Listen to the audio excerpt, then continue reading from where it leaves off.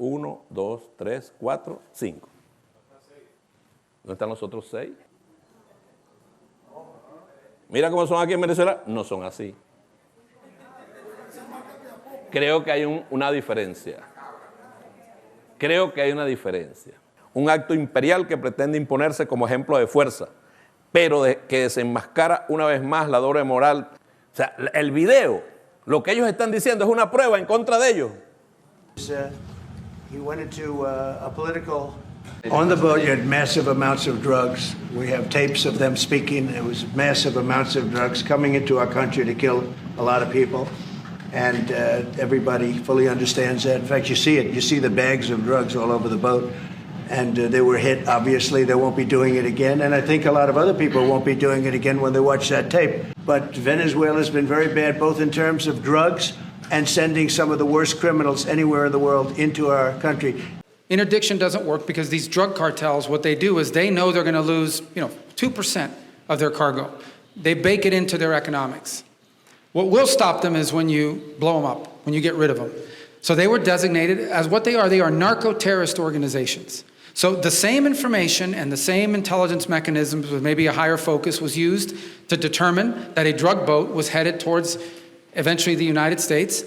And instead of interdicting it on the president's orders, he blew it up. And it'll happen again. Maybe it's happening right now, I don't know. But the point is, the president of the United States is going to wage war on narco-terrorist organizations. This one was operating in international waters, headed towards the United States to flood our country with poison. And under President Trump, those days are over.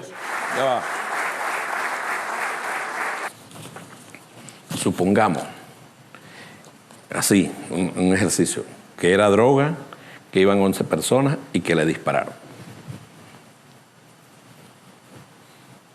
Supongamos que era droga. Y ellos tienen derecho a asesinar a una persona. Lo que Estados Unidos presentó como un golpe contra narcos no es más que una masacre ilegal en aguas internacionales. Violaron el derecho internacional, violaron sus propias leyes y lo más grave, violaron un principio humano elemental, el derecho a la vida. Esto no fue justicia, fue barbarie. Un acto imperial que pretende imponerse como ejemplo de fuerza. Aquí en Venezuela nosotros podemos hablar de esto. No somos cómplices de nada de esto. Ni de narcotráfico, ni de ejecuciones en alta mar. ¿Combatimos el narcotráfico? Sí. Venga de donde venga.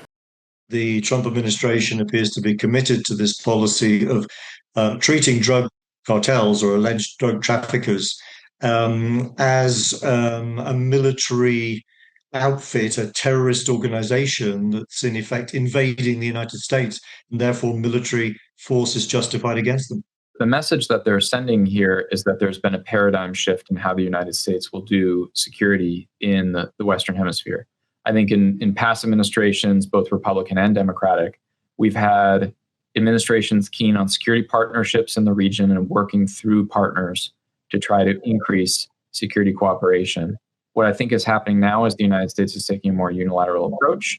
They're looking at the results of the last several decades of security cooperation and seeing that things have come up short. It's a much more robust posture, but I wasn't surprised because that naval deployment is generational in its composition, and it's there for a reason.